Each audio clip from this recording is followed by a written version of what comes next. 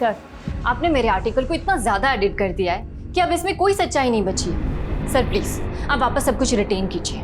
अनन्या, हम इतना controversial news नहीं पब्लिश कर सकते। देखो, डिजिटल स्पेस में हम एक छोटी सी कंपनी है और यहाँ सर्वाइव करने के लिए हमें कदम फूंक फूंक कर रखने पड़ेंगे। सर, कहते हैं कि झूठ के पाँव नहीं होते, लेकिन आप तो झूठ को चलाने के लिए सच को बेड़ियों में बांधना चाहते हैं। अनन्या, ये क्रांति का नहीं, भ्रांति का दौर है।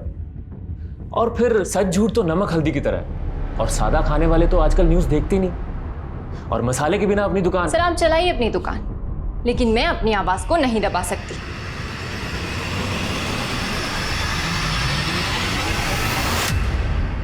आज सच अपनी बेचारगी पे रो रहा है और झूठ की रौनक मुझसे कभी बर्दाश्त नहीं होती।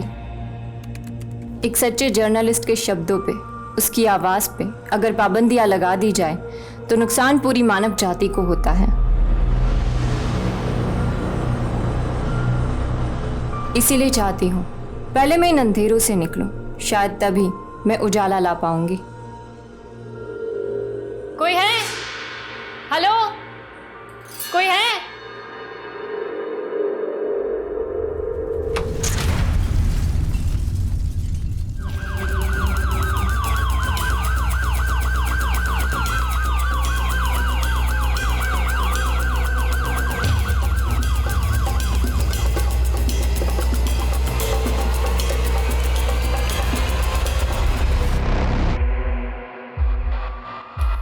सर, सिलेंडर ब्लास्ट हुआ था, लेकिन नेबर्स का कहना है ये घर हमेशा बंद रहता था।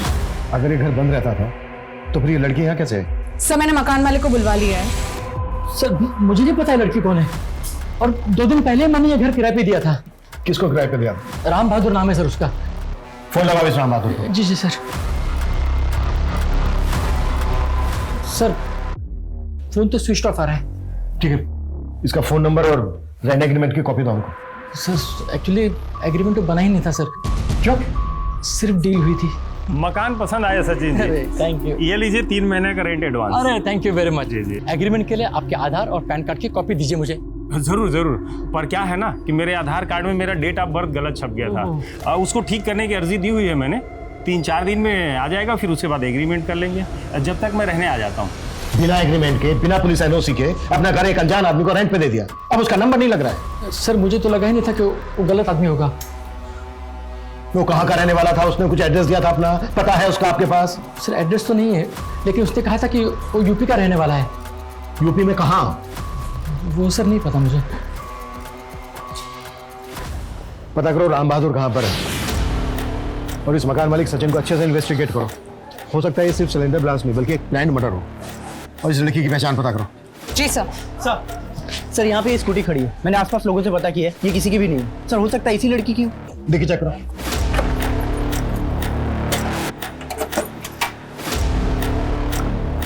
कुछ नहीं है सर। MS-12, ये तो पुणे का नंबर है। पुणे RTO से कांटेक्ट करो, पता करो ये स्कूटी किसके नाम पे रजिस्टर्ड है। Okay sir.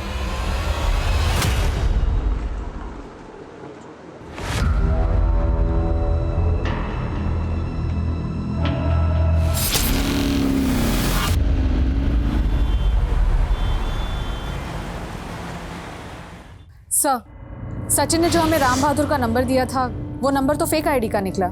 इसका मतलब सचिन ने गलत आदमी को अपना घर रेंट पे दिया था। उसने एग्रीमेंट के लिए 2-3 दिन की मोहलत मांगी और तीसरे दिन उसके घर में सिलेंडर ब्लास्ट हो गया, जिसमें वो लड़की मारी गई। सर, वो स्कूटी जो हमें उस घर के बाहर मिली थी, वो उसी लड़की की थी जिसकी ब्लास्ट में मौत हुई थी। रजिस्ट्रेशन पेपर पर लड़की का नाम अनन्या मूले लिखा है। पुणे के भाखरवाड़ी का एड्रेस है। उस लड़की के पुणे के एड्रेस पे जाओ, मकान मालिक सचिन से राम बहादुर का स्केच बनवाओ। हमारे लिए जानना बेहद जरूरी है कि आखिर वो आदमी है कौन। Yes sir. अरे रुको रुको रुको रुको। जितना जल्दी हो सके एम्बुलेंस भेजिए, यहाँ पर एक बच्ची बेहोश पड़ी है। अभिषेक, क्या हुआ? सर, एम्बुलेंस के वेट मत करो, मेरी गाड़ी से भेजो तुरंत। Okay sir. चलो जी, लेके जाइए। है कौन ये बच्ची? मालूम नहीं सर, इस आदमी ने बताया कि ये यहाँ भीख मांगा करती थी। सर, कहाँ रहती है बच्ची? इसका परिवार कहाँ है? सर, मुझे ये तो नहीं मालूम, लेकिन लड़की को कई बार यहाँ भीख मांगते हुए देखा हूँ। अभिषेक, पता करो ये बच्ची कौन है, इसका कोई अपना है या फिर अनाथ है। Okay sir.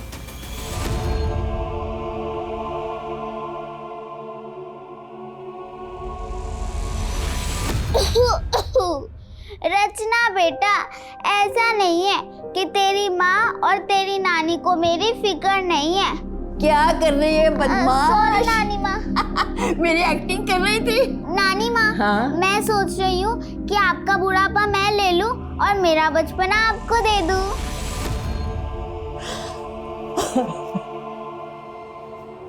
Excuse me ma'am, उसने राम बहादुर का ये स्केच रेडी किया। उसका कहना है कि राम बहादुर ऐसे ही दिखता था। सर लड़की आउट ऑफ डेंजर है, लेकिन उसका सिर्फ रोड एक्सीडेंट नहीं हुआ है, बल्कि उसकी बॉडी पर कई बर्न मार्क्स भी और उसके वाउंड्स में स्टील और आयरन के टुकड़े भी गड़े हुए मिले। और इसके अलावा उसकी बॉडी पर कई पुराने घावों के निशान भी हैं, जिन्हें देख के लगता है कि बच्ची को काफ़ी पीटा जाता होगा। मोलेस्टेशन के कोई साइन? नहीं सर, ऐसा कुछ नहीं है।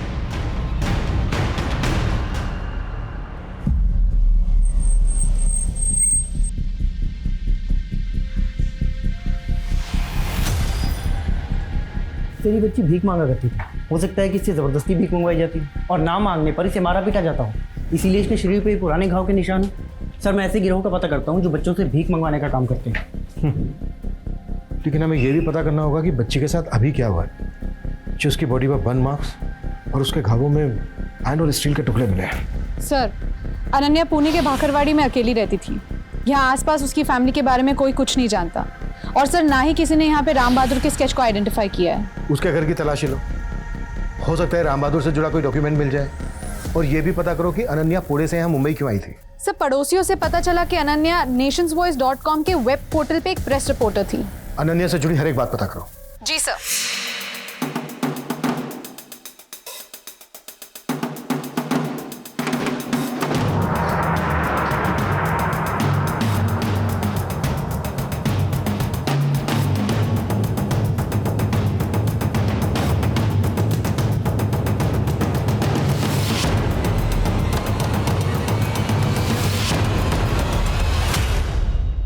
डॉक्टर का कहना है कि बच्ची के शरीर पे जो बर्न मार्क्स हैं वो 15 से 18 घंटे पहले है, और वो जो सिलेंडर ब्लास्ट हुआ था वो भी कोई 15 से 16 घंटे पहले हुआ था।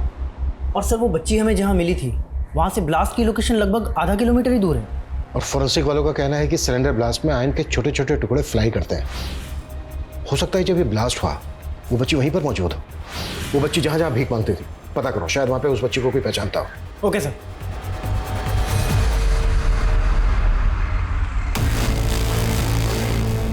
रुको, रुको।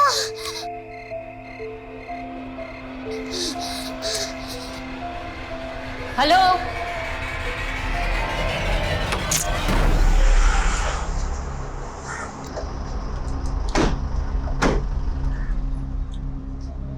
मैम अनन्या यहाँ काम जरूर करती थी, लेकिन कुछ महीनों पहले उसने जॉब छोड़ दी थी। हमें अनन्या की लाश मुंबई के एक घर से मिली थी। क्या? जी, अनन्या की डेथ हो गई है, और जिस आदमी ने उस घर को किराए पे लिया था वो ये है। क्या आप जानते हैं इसे? नहीं मैम। अनन्या की फैमिली में कौन कौन था? मैम एक्चुअली उसकी कोई फैमिली नहीं थी, अनाथ थी वो, अनाथ आश्रम में पली बड़ी थी, लेकिन जर्नलिज्म को लेकर काफ़ी एम्बिशियस थी और पैशनेट थी, और सोशल मीडिया पर भी उसकी अच्छी खासी फॉलोइंग थी। आज मेरी सोशल मीडिया चैनल के पूरे 1 मिलियन सब्सक्राइबर हो चुके हैं।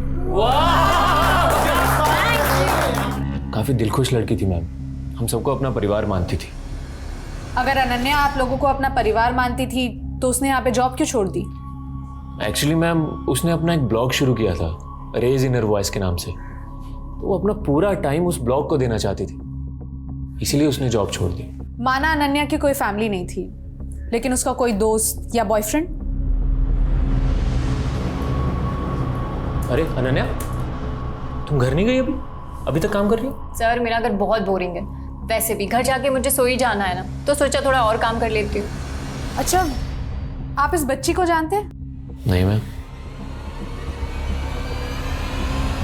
सर अनन्या पुणे से मुंबई किस कारण से आई थी उसका तो कोई क्लू नहीं मिला, लेकिन सर अनन्या के घर से हमें कुछ पेपर्स मिले और उन पेपर्स पे मुंबई की कुछ एड्रेसेस लिखे थे। लेकिन सर जब मैंने उन एड्रेसेस को वेरीफाई किया तो पता चला कि ऐसे कोई एड्रेसेस एग्जिस्ट ही नहीं करते। लेकिन अनन्या मुंबई के फेक एड्रेस लिखकर अपने पास क्यों रखेगी? सर यही चक्कर समझ में नहीं आ रहा है। सर वो रेज इन अ वॉइस नाम से एक न्यूज़ ब्लॉग चला रही थी, हो सकता है वो मुंबई कुछ इन्वेस्टिगेट करने आई हो।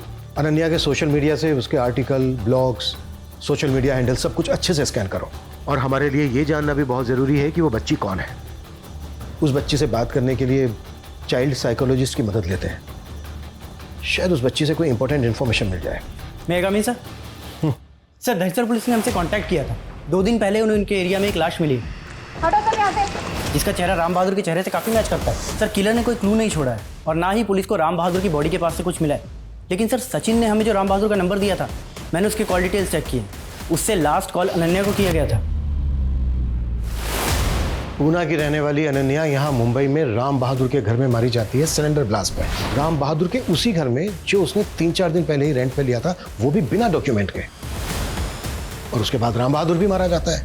ये खेल बहुत ही बड़ा है और इसका खिलाड़ी बहुत ही शातिर। तो उस बच्ची का नाम खुशी है और वो बच्ची स्कूल भी जाती थी। उसने अपने स्कूल का नाम बताया कुछ? नहीं सर, इसके अलावा तो उसने और कुछ नहीं बताया। लेकिन सर इंग्लिश मीडियम में पढ़ने वाली बच्ची है, अच्छे परिवार की लगती है। सर ये अनन्या के ऑफिस की बाहर की फुटेज है, ब्लास्ट से कुछ दिन पहले की। और सर इस फुटेज में राम बहादुर भी नजर आ रहा है, अनन्या और उसके बॉस के साथ। एक मिनट, तुमने तो कहा था कि अनन्या के बॉस ने राम बहादुर को आइडेंटिफाई नहीं किया था। जी सर। पता करो अनन्या का बॉस क्या छिपा रहा है। सर वो बच्ची खुशी, उसे पुणे पुलिस ने आइडेंटिफाई किया है। सर वो बच्ची 8 महीने पहले अपनी माँ के साथ पुणे से लापता हुई थी। सर ये उसकी माँ है, कुसुम नाम है सर इसका। लेकिन इस केस में तो बच्ची का नाम रचना है, जबकि डॉक्टर प्रिया को उस बच्ची ने अपना नाम खुशी बताया था। Happy birthday mummy. Thank you बच्चा। अब आप जल्दी से आंख बंद करो, मैं आपके लिए कुछ लाई हूँ। अच्छा हाथ दो। अरे वाह रचना, थैंक यू बच्चा। वेलकम। आपको अच्छी लगी ना? और मुझे पहन के दिखाओ। एक काम करो, मैं ही आपको पहनाती हूँ। हाथ दो। कभी कभी तो लगता है कि मैं नहीं, तू ही मेरी माँ है।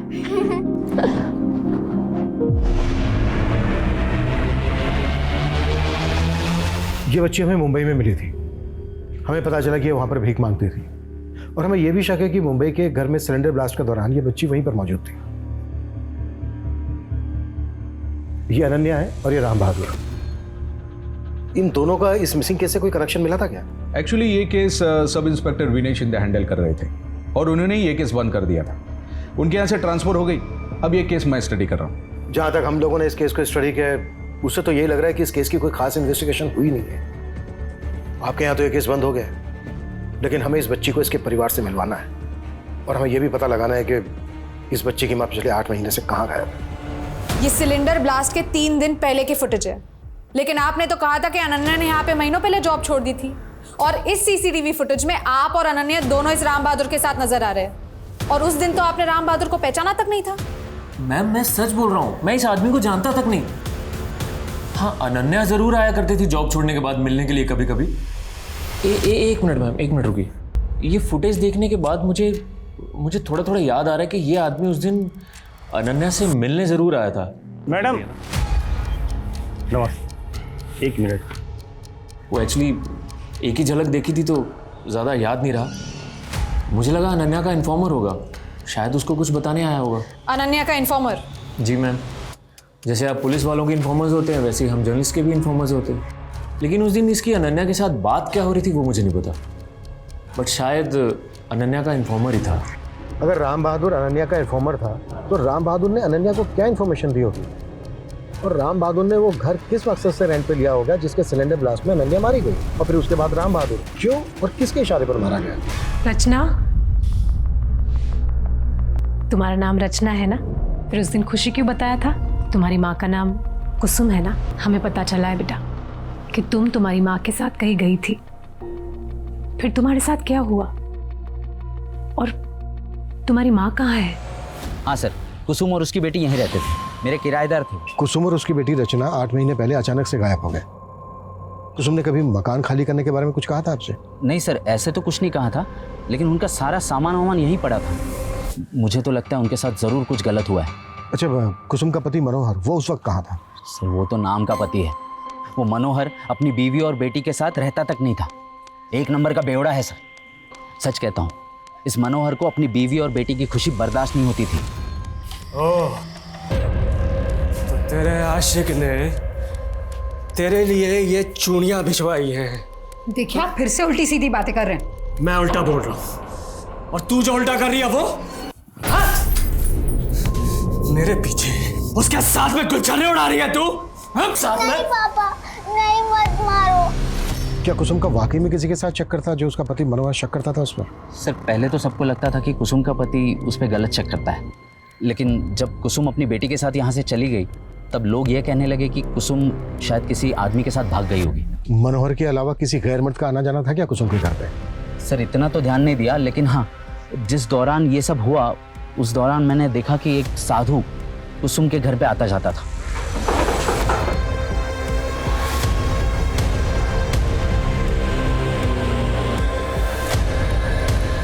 सर मुझे भी थोड़ा अजीब लगा कि आखिर कुसुम ने एक साधु को अपने घर के अंदर क्यों ले लिया। कौन था वो साधु? सर वो तो मुझे नहीं मालूम। कुसुम का पति मनोहर वो इस वक्त कहाँ है? सर सुना है कि वो सामंतवाड़ी में कहीं रहता है। जादव तुम सामंतवाड़ी जाओ, मनोहर के बारे में पता करो। सर। अभिषेक, प्रिया रचना को लेके यहाँ पुणे उसकी परनानी के घर पहुंच रही है, हम वहां जा रहे हैं। सर।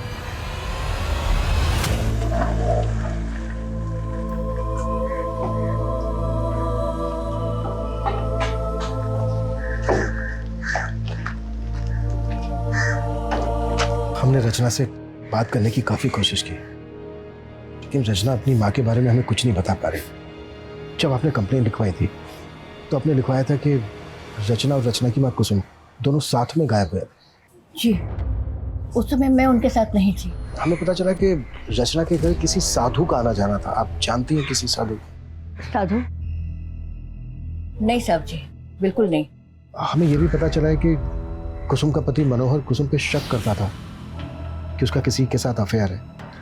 एक नंबर का झूठा है वो। ये तो कुसुम की किस्मत खराब थी कि मनोहर के प्यार के चक्कर में पड़कर उसके साथ उसने भागकर शादी कर ली। इसीलिए मेरे दामाद यानी कुसुम के पिता ने उसके साथ सारे संबंध तोड़ दिए। फिर कुछ महीनों के बाद कुसुम के पिता का देहांत हो गया। बाद में हमें पता लगा कि मनोहर कुसुम की बेटी हुई है, रचना। जब तक कुसुम नहीं मिल जाती तब तक हम रचना को आप ही के सुपुर्द कर रहे हैं। मेरी उम्र हो गई है, मैं कैसे रख सकती हूँ। आप एक काम कीजिए, उसे निर्मला के घर छोड़ दीजिए। कौन निर्मला? कुसुम की माँ, यानी मेरी बेटी रचना की नानी।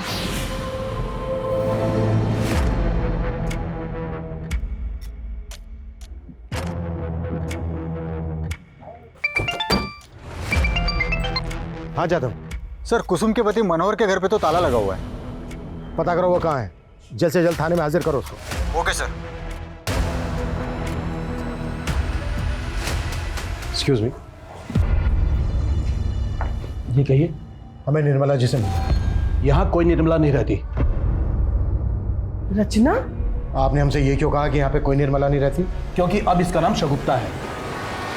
साहब जी, कुसुम के पिता के देहांत के बाद मैंने मुरीद जी के साथ शादी कर ली थी और शादी के बाद इन्होंने, मेरा मतलब है कि मैंने अपना नाम शगुफ्ता रख लिया था। लेकिन कुसुम आपकी बेटी है और रचना आपकी नातिन। फिर भी आपके होते हुए इन दोनों की मिसिंग कंप्लेन आपकी मां शांति देवी ने करवाई। जब ये दोनों मिसिंग हुए थे आप इनके कांटेक्ट में थी? कुसुम और रचना की फिक्रमंद तो मैं हमेशा रहती हूँ, लेकिन ये बच्ची मुझसे ज्यादा मेरी माँ के करीब थी। लेकिन उन्होंने रचना को अपने पास रखने से मना कर दिया। आप रचना की कस्टडी लेने के लिए तैयार हैं? नहीं नहीं साहब, हम इस बच्ची को अपने साथ नहीं रख सकते। क्यों? ये नानी है रचना की। देखिए साहब, मैं मानता हूँ कि मेरी बीवी का इस बच्ची के साथ रिश्ता जरूर है, लेकिन अगर हम इस बच्ची को अपने साथ रखेंगे तो इसकी माँ कुसुम को ये बिल्कुल पसंद नहीं आएगा। इसलिए साहब आप रहने दीजिए। एक काम कीजिए ना साहब, आप इस बच्चे को इसके बाद मनोहर के पास छोड़ दीजिए ना। सर मैंने कुसुम के 8 महीने पुराने कॉल रिकॉर्ड चेक किए, उसमें किसी साधु का नंबर नहीं मिला और ना ही कोई ऐसा क्लू मिला है जिससे ये पता चले कि कुसुम किसी साधु के टच में थी। कुसुम का 8 महीने पहले फोन कहाँ पर बंद हुआ था? सर उसके घर वाले एरिया में 21 अक्टूबर को करीब 12 बजे के आसपास उसका फ़ोन स्विच ऑफ हुआ था। और सर लगभग 11 बजे के आसपास कुसुम के पति मनोहर ने उसे लास्ट कॉल किया था। इस मनोहर के पास कुसुम और रचना को गायब करने का मोटिव तो है। सर जिस रात कुसुम गायब हुई थी उस रात मनोहर का एक बारटेंडर के साथ झगड़ा हुआ था। मारपीट के आरोप में पुलिस ने उसे अरेस्ट कर लिया था। सर अभी 1 महीने पहले ही रिहा हुआ है। कैसे भी करके पता करो कि अभी कहाँ है मनोहर। Okay sir. सर मैंने अनन्या द्वारा लिखी गई सभी आर्टिकल्स, सभी न्यूज़ रिपोर्ट्स को स्टडी किया। सर वो काफ़ी कंट्रोवर्शियल लिखती थी और इसी वजह से उसके बॉस ने उसे जॉब से निकाल दिया। बॉस के खिलाफ मिला कुछ? सर फिलहाल तो कुछ नहीं, लेकिन सर ये एक आर्टिकल है जो मेरा ध्यान खींच रहा है, जो अनन्या ने 8 महीने पहले लिखा था। और सर इस आर्टिकल में मेंशन्ड है कि अनन्या को पुणे की सड़क पे एक बच्ची मिली थी। सर अनन्या ने उसे पूना के उसी एनजीओ में भर्ती किया जहां वो खुद पली बड़ी थी। सर ये देखिए, उस आर्टिकल में इस लड़की की फोटो भी है, लेकिन अनन्या ने उसका चेहरा ब्लर कर दिया है। कहीं ऐसा तो नहीं है कि ये जो बच्ची है ये रचना ही है? क्योंकि रचना भी 8 महीने पहले अपनी माँ कुसुम के साथ पुणे से गायब हुई थी। एक काम करते हैं, एनजीओ वाले से मिलते हैं जहां पर अनन्या पली बड़ी थी।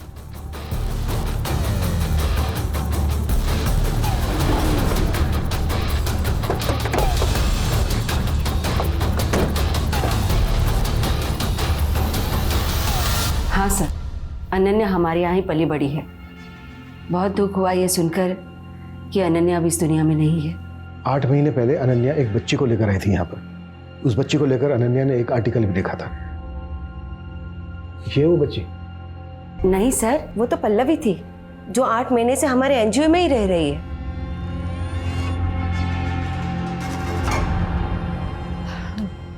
बेटा क्या आपका नाम पल्लवी है?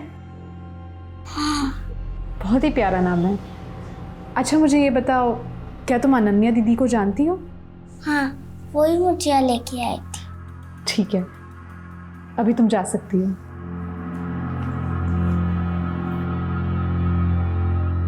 संजना जी इस आदमी को जानती हैं? जी नहीं, हम नहीं जानते। हमारे लिए सबसे ज्यादा पता लगाना ये जरूरी है कि रचना पुणे से मुंबई कैसे है, पिछले 8 महीने से उसकी माँ कुसुम कहाँ गायब, कि राम बहादुर कौन और अनन्या को क्यों और किस मकसद से मारा गया। जी सर। हाँ जादव। सर मनोहर का पता चल गया। साहब मैं सच कह रहा हूँ, मुझे नहीं पता कुसुम कहाँ पर है साहब। मेरी बात सुनिए साहब, कुसुम और रचना के गायब होने के काफी समय पहले मेरा उसके साथ में तलाक हो चुका है साहब। मुझे तो उनके बारे में पता भी तब चला था जब मैं जेल में था। लेकिन कुसुम के गायब होने से पहले कुसुम की आखिरी बार तेरे से बात हुई थी 21 अक्टूबर रात 11 बजे। कुसुम ने तुझे कॉल किया था? हाँ किया था। उस समय मैं बार में बैठा दारू पी रहा था। मैं खुद हैरान था कि तलाक के इतने समय के बाद मुझे फोन क्यों कर रही हो। हाँ बोल, क्या काम है? कुसुम क्या हुआ? उससे बात करने के बाद में मुझे कुछ ठीक नहीं लगा। मुझे लगा उससे जाके मिलना चाहिए, लेकिन जैसे ही मैं वहाँ से बाहर निकला नशे की हालत में बारटेंडर से टकरा गया साहब। उसे नोक झोंक हो गई। मैंने 2-3 टेक दी उसको। उसकी नाक से खून हुआ। उसने पुलिस को फ़ोन करके मुझे अंदर करवा दिया। ये भी तो हो सकता है कि कुसुम के घर तूने किसी को भेजा हो ये सब कांड करने के लिए, और उसने कुसुम के फ़ोन से तुझे अपडेट किया कि काम हो गया है, और उसके बाद जानबूझ के तूने बारटेंडर से झगड़ा किया। तू जेल गया, तू जेल में जाकर बैठ गया ताकि तेरा ये जुर्म सामने ना आए। यही हुआ ना? सर ऐसा कुछ नहीं हुआ है, मेरा यकीन कीजिए आप। तो शक करता था कुसुम पे कि कुसुम का किसी के साथ अफेयर है? वो तो था, मुझे पता था उसका अफेयर चल रहा है उस रजत के साथ में। कौन रजत? एक सेल्समैन है। ये 2 रखो आप, मैं और देता हूँ। हाँ? अरे नहीं नहीं, इतने में हो जाएगा बस। कितने हुए इसके? अरे आपसे पैसे लूंगा क्या? आप ये प्रोडक्ट यूज करो, आपके लिए फ्री है। अंतर अपना ये नाटक और निकाले यहाँ से, निकाले यहाँ से। और तू बता, तेरे को अपना सामान फ्री में क्यों दे रहा है? बोल क्या चल रहा है तेरा इसके साथ में? उस दिन के बाद भी मैंने रजत को कई बार कुसुम के साथ देखा। तू रचना के बारे में कोई बात नहीं कर रहा? तू बाप है उसका, बेटी है वो तेरी, उसको पालना पोसना तेरा फर्ज बनता है, तेरी जिम्मेदारी बनती है। साहब मैं अपनी नशे की हालत से वैसे ही परेशान हूँ। नशा मुक्ति केंद्र जाने की सोच रहा हूँ, मैं कैसे पाल पाऊंगा उसको? सर वो मनोहर कुछ भी बोल रहा है सर। सर सच तो ये कि कुसुम मनोहर से तंग आ गई थी। वो मालूम है मैं। अब तू ये बोल, तू कैसे जानता था कुसुम को? सर मैं घर घर जाके सामान बेचता हूँ। सेल्समैन हूँ सर। उस दिन मैं बहुत ज़्यादा थक गया था तो कुसुम के घर के बाहर जाके बैठा हुआ था। बस वहीं पहली बार मुलाकात हुई थी उनसे। सॉरी, वो काफ़ी देर हो गई थी और भूख लग रही थी तो मैं यहीं खाने लगा। अरे कोई बात नहीं, आप आराम से बैठ के खाइए। Thank you. ये लीजिए। अरे इसकी क्या ज़रूरत थी? अरे इसमें क्या है? बातों बातों में सर पता चला कि कुसुम का आर्टिफिशियल ज्वेलरी का काम है। बस उसके बाद मैं उसकी ज्वेलरी भी घर घर जाके बेचने लगा था। सर हमारे बीच ऐसा कुछ भी नहीं था जैसा आप सोच रहे हैं। हम सिर्फ काम की वजह से एक दूसरे से मिला करते थे। सर मैं तो खुद हैरान हूं कि वो और उनकी बेटी अचानक से कहाँ चली गई। सर मैंने रचना से दोबारा बात की है और इस बार उसने बताया कि उसकी मम्मी का मर्डर हो चुका है। What? किसने किया था मर्डर? बेटा, तुम्हारी माँ को जिसने मारा, क्या वो इनमें से कोई था? देखो, ये देखो। बेटा, आपकी माँ को कहाँ मारा गया था? उस वक्त आप और आपकी माँ कहाँ थे? अंकल से डरने की जरूरत नहीं, वो तो सिर्फ जानना चाहते हैं कि तुम्हारी माँ को किसने मारा। माना हम एक ट्रॉमेटाइज बच्ची की बातों पर पूरी तरह से यकीन नहीं कर सकते, पर एक बार को अगर हम मान लें कि कातिल कोई पुलिस वाला ही है तो फिर वो कौन होगा? जनरल जी, मैंने कुसुम के कॉल रिकॉर्ड चेक किए तो उसमें मुझे पुणे के सब इंस्पेक्टर विनय शिंदे का पर्सनल नंबर मिला। कुसुम और रचना के गायब होने के 2-3 दिन पहले उनकी विनय शिंदे से बात हुई थी। अब कुसुम का वो इन्वेस्टिगेटिव ऑफिसर था, इसलिए मैंने उतना ध्यान नहीं दिया।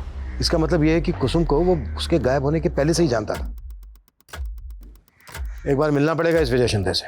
देखिए, उनके गायब होने से पहले कुसुम ने एक बार अपने पति मनोहर की कंप्लेंट दर्ज करवाई थी। मनोहर उससे मारपीट करता था और मैंने उसे वार्निंग देकर छोड़ दिया था और कुसुम को अपना नंबर देकर बोला कि ऐसा कुछ हो तो वो मुझे फोन करे। तुम दोनों की सिर्फ इसी वजह से बातें होती थी? आप तो उल्टा ही मतलब निकाल रहे। कुसुम और उसकी बेटी रचना के गायब होने के बाद तुमने सिर्फ नाम की इन्वेस्टिगेशन की थी। आपको मालूम भी है अपने पति की मारपीट की कंप्लेंट लिखवाते वक्त उसने मुझे क्या बोला था? साहब, मुझे अब मनोहर से कोई रिश्ता नहीं रखना। एक बार मेरा उससे डिवोर्स हो जाए फिर मैं अपनी बेटी के साथ कहीं दूर चली जाऊंगी। तो सिर्फ तुमने इस वजह से ये मान लिया कि कुसुम अपनी बेटी रचना को लेकर अपनी मर्जी से कहीं चली गई? इन्वेस्टिगेशन भी की थी, लेकिन जो आपको फाइल में नहीं मिला वो आज मेरी पर्सनल डायरी में, लेकिन मेरा ट्रांसफर हो गया था। तो अब हमें गुमराह करने के लिए अपनी पर्सनल डायरी भी दिखाओगे? आप तो हाथ धो के पीछे पड़ गए। कोई एविडेंस है आपके पास कि ये सब मैंने किया है? सर, रजत की एक सोशल मीडिया प्रोफाइल है जिनमें मुझे ये वीडियोस मिले हैं और इन वीडियो में रजत अलग अलग गेटअप में है, कभी डॉक्टर कभी लॉयर, और एक वीडियो में तो वो साधु भी बना था। ये देखिए। और सर, जब मैं रजत की सोशल मीडिया प्रोफाइल चेक कर रही थी तो मुझे कुसुम की सोशल मीडिया प्रोफाइल के बारे में भी पता चला। सर, कुसुम रजत के सारे वीडियोस लाइक करती थी और कुछ वीडियोस में तो कमेंट भी करती थी।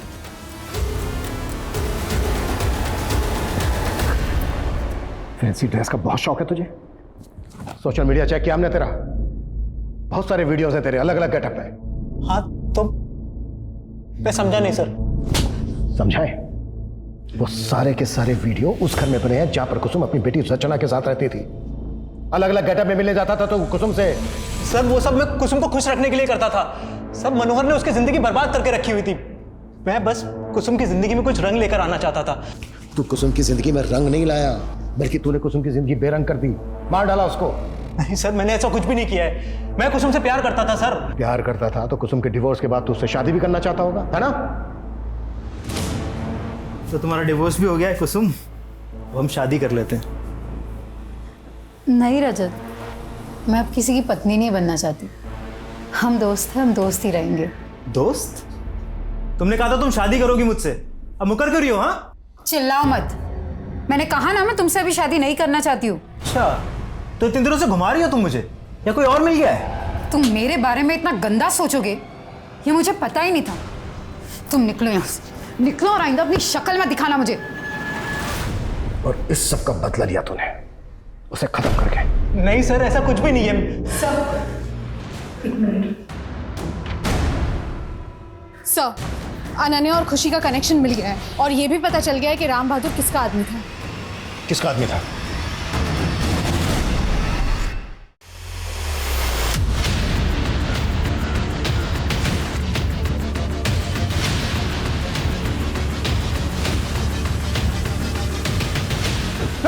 अभिषेक, सर क्या हुआ? आ जाओ, आ जाओ, शाबाश, अच्छा अच्छा अच्छा। एनजीओ की आड़ में बेकरी रैकेट चला रहे थे तुम लोग, और तुम्हारा ये असिस्टेंट, इसकी एक एक एक्टिविटीज पे नजर थी हमारी। सब पता कर लिया हमने तुम लोगों के बारे में। राम बहादुर भी तुम्हारा ही आदमी था ना? जी सर। बेटा आपका नाम क्या है? एक्चुअली ये बहुत ज़्यादा सदमे में है, अपने बारे में कुछ भी नहीं बता पा रही है, लेकिन मैंने इसका एक नाम रखा है, खुशी। अनन्या उस बच्चे को हमारे एनजीओ में भर्ती करा कर वापस चली गई थी, और हमने भी उस बच्चे को सारे बच्चों के साथ भीख मंगवाने के लिए भेज दिया। और फिर कुछ दिनों के बाद अनन्या वापस आई। वो खुशी से मिलना चाहती थी। अनन्या तुम टेंशन मत लो, उसे एक अच्छी फैमिली ने अडॉप्ट किया है। सच में वो बहुत लकी है जो तुम उसे यहाँ ले आई। अनन्या हमें पूछने लगी कि उस खुशी को किसने अडॉप्ट किया है। उस दिन तो हमने जैसे तैसे टाल दिया था, पर उसे हम पर शक हो गया था, और मेरी एब्सेंस में मेरे स्टाफ को रिश्वत देकर खुशी और दूसरी बच्चियों के एडॉप्शन पेपर चेक करना चाहती थी। और जतिन ने मुझे सब कुछ बता दिया। वो हमारा भांडा फोड़े, इससे पहले हमने सोचा कि हमें उसे रास्ते से हटा देते हैं। और राम बहादुर ने अनन्या को वो पेपर देकर कहा कि एनजीओ से ये सारे फेक एड्रेस मिले हैं। फिर एक दिन राम बहादुर ने घर किराए पे लिया और अनन्या को वहां बुलाया, और फिर राम बहादुर को जतिन के हाथों मरवा दिया। मैं कम इन सर? कम इन। सर, विनय शिंदे ने अपनी डायरी के साथ हमें कुछ पेन ड्राइव्स दिए थे, और उन पेन ड्राइव्स में कई सारी सीसीटीवी फुटेजेस की क्लिप्स है 8 महीने पहले की, जो कुसुम के घर के आसपास की है। सर, ये ऑटो अक्सर कुसुम के घर के आसपास दिखाई देता था। विनय शिंदे ये फुटेज और पर्सनल डायरी देकर आखिर साबित क्या करना चाहता? सर, पहले हमने उसकी बात पे भरोसा नहीं किया, लेकिन सर ट्रांसफर के पहले उसने वाकई कुछ ऐसे क्लूज इकट्ठा किए थे जो केस फाइल में मेंशन नहीं थे। तो तुम कहना चाहती हो जिसका ये ऑटो है उसका इस केस के साथ कनेक्शन हो सकता है? किसका होगा ये ऑटो? साहब, आपको कुछ गलतफहमी हुई है, वो मेरा ऑटो नहीं है। तेरे बारे में सब कुछ पता कर लिया हमने। कुसुम की माँ ने बताया हमसे, तेरा बाप मुरीद तेरी शादी कुसुम से करवाना चाहता था। मनोहर ने तो तुम्हें कभी खुश रखा नहीं, लेकिन मेरा बेटा तुम्हें बहुत खुश रखेगा। शादी कर ले इससे। अरे आप क्यों मेरे पीछे पड़ गए? आपने मेरी माँ से शादी कर ली ना, उनको संभालिए। दोबारा मुझे अपने बेटे से शादी करने के लिए मत कहना। बहुत घमंड था साहब उसको खुद पे, लेकिन मैं उसको पाना चाहता था। हमेशा उसके घर के आसपास चक्कर लगाता था। मैंने देखा साहब कैसे हो रहा है, उसके साथ भेष बदल बदल के सोशल मीडिया का नया नया किल करता था। मुझे लगा उसको ये सब पसंद है साहब, तो सब उस दिन मैं भी अपना गेटअप बदल के उसके घर पहुंच गया उससे मिलने। तेरी उसकी लड़की भाग गई साहब। मैं कुसुम की लाश देख के बहुत डर गया था साहब। मुझे कुछ भी समझ में नहीं आ रहा था साहब। मैंने उसकी लाश को घर से निकाल के कहीं गड्ढे में काट दिया।